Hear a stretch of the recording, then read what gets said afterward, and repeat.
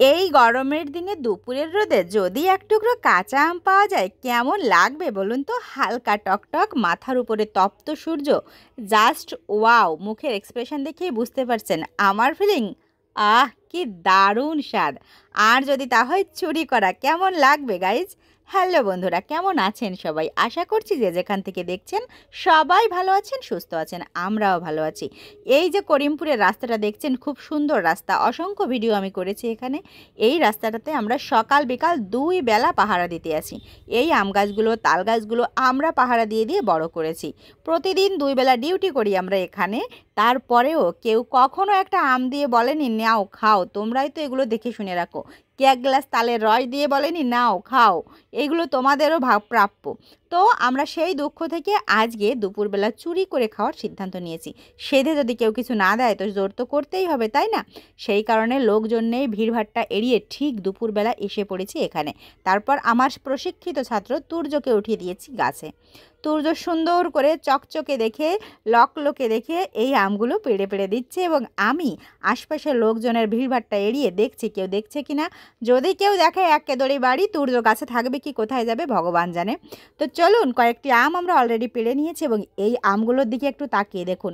এই আম দেখলে কার না লোভ হয় বলুন, অথচ কেউ কখনো একটা আম দিল না।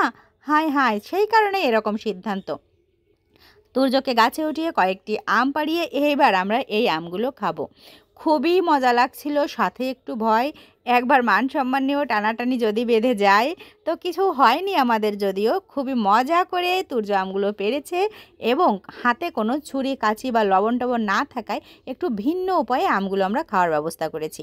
এটাও তুর্যরই বুদ্ধি, সে প্রফেশনাল একজন চোর। তাকে আপনারা যে কোনো ফল চুরিতে নিয়ে যেতে পারেন। সে আম, তাল বা অন্যের গাছের যে কোনো ফল দক্ষ হস্তে চুরি করতে পারে। তো চলুন, তার বুদ্ধিতেই গাছের সঙ্গে এই যে হাত দিয়ে বাড়ি মেরে আমের ভিতরের যে শ্বাসটা সেটা একেবারে দলাই মলাই করে আমরা খেলাম। এই ফাটিয়ে মানে এরকম হাত দিয়ে বাড়ি মেরে ফাটানোর জন্য ভিতরটা একেবারে কি সুন্দর যে হয়েছিল, ভেঙে চুরে একাকার হয়ে গিয়েছিল, এবং খেতেও বেশ রসালো লাগছিল। লবণ টবণ ছিল না, কিন্তু টক আম, তবুও এই দুপুর রোদে অনেক মজা করে আমরা এই আমগুলো খেয়েছি। 4টা আম পেড়েছিলাম আমরা দুজনে, সেটা মজা করে দাঁড়িয়ে দাঁড়িয়ে খেয়ে পুরো দুপুরটাকে আনন্দ ঘন করে তারপর বাড়িতে এসেছি। তো আমাদের এক্সপ্রেশন দেখে বুঝতেই পারছেন যে আমরা কতটা সফল চোর। যে কোনো চুরিতে আমাদের আপনারা ডাকতে পারেন, সে হোক জিনিস চুরি কিংবা মানুষের মন। আমরা দক্ষ হস্তে প্রতিটা কাজই করে থাকি। তো চলুন, আর যদি করিমপুর বা চকের ডাঙের কেউ এই ভিডিও দেখে থাকেন ক্ষমা সুন্দর দৃষ্টিতে দেখবেন। এটা নিছক মজার ছলে চুরি ছিল, আমরা প্রফেশনাল না। আর যাই হোক, বুঝতেই পারছেন এটা একটা বিনোদনমূলক চুরি ছিল। আর রাস্তার কাছে আম তো কে বা কার মালিক আমরা জানি না, আমাদের খেতে ইচ্ছে করেছে খেয়ে নিয়েছি। এবার যা শাস্তি দেবেন আপনাদের হাতে, আমাদের কিছু যায় আসে না। তো আজ আর কথা না বাড়াই, এই পর্যন্ত রাখছি। ভালো থাকবেন, সুস্থ থাকবেন। দেখা হচ্ছে পরবর্তী কোনো ভিডিওতে।